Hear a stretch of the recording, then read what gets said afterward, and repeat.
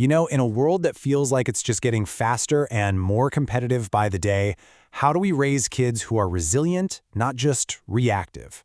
So today, we're going to dive into how to navigate all these intense pressures our kids are facing, and, more importantly, how to help them truly thrive. It's a pretty intense question, right? But for so many families, it's also a very real one. I mean, from the classroom to the soccer field, that pressure to be the best, it just seems to be everywhere you look. And for a lot of kids, this is exactly what it feels like. This constant push to do more and be the best can feel like this giant storm cloud hanging over their heads, just creating so much stress and confusion. Okay, so to figure out how we can actually help, we've got to first understand where all this pressure is even coming from. So let's break down what we're calling the competitive gauntlet, this whole series of challenges our kids are basically forced to run every single day. And man, this really paints the picture, doesn't it? It is a true pressure cooker. The heat comes from school, with this huge focus on exams and grades. Then, social media turns the dial way up, creating this constant highlight reel that they're always comparing themselves to. Then you've got the pressure to win in sports or music, all while society is kind of whispering that they have to be perfect. So, is it any wonder there's this deep fear of making even one mistake? It's literally coming from all sides. But here's the thing. This isn't just some harmless motivation. This constant state of competition takes a real, hidden toll on a child's well-being. So let's take a look at the actual impact of living inside that pressure cooker. And you can see just how that stress shows up. It's not just one thing, is it? We see emotional stress, things like anxiety and anger. Their confidence just plummets, which leads to a fear of even trying new things. It creates these negative thought loops, that little voice in their head that's always saying, I'm going to fail. And it even hits their physical health, leading to poor sleep and headaches. And this right here just hits you, doesn't it?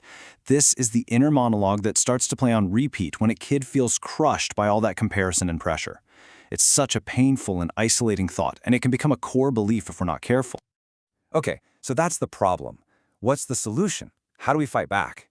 Well, the real antidote is resilience. It's all about forging a new mindset, about shifting the entire focus away from the outside pressure of winning to the internal satisfaction of just growing. And I absolutely love this breakdown because it makes it so clear. On one side, you have that rocky road of competition, totally fueled by I must win and I have to beat others.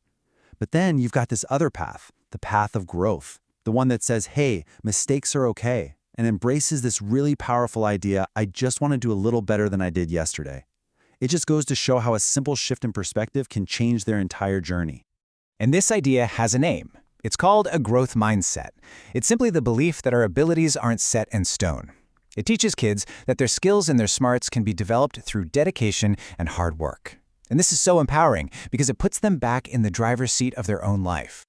All right, so this is where the rubber meets the road. Knowing the theory is great, but what can we, as the parents, the teachers, the adults in their lives, what can we actually do? Let's get into some real, actionable strategies to help you be in their corner. First up, we can give them tools to handle stress right in the moment. And look, these don't have to be complicated at all. We could teach simple deep breathing to calm down a racing heart. We can encourage short breaks to just step away and reset a frazzled mind. And we can make time for outdoor play, which is honestly one of the best, most natural stress reducers out there. Now, let's talk about something really important, the words we use. I think a lot of us have probably heard this, or maybe even said it, without realizing just how much damage it can do. This kind of comparison is an absolute confidence killer. So what do you say instead? Well, it's simple, but it is so powerful. Praise their effort. Acknowledge the hard work they're putting in, no matter what the final outcome is.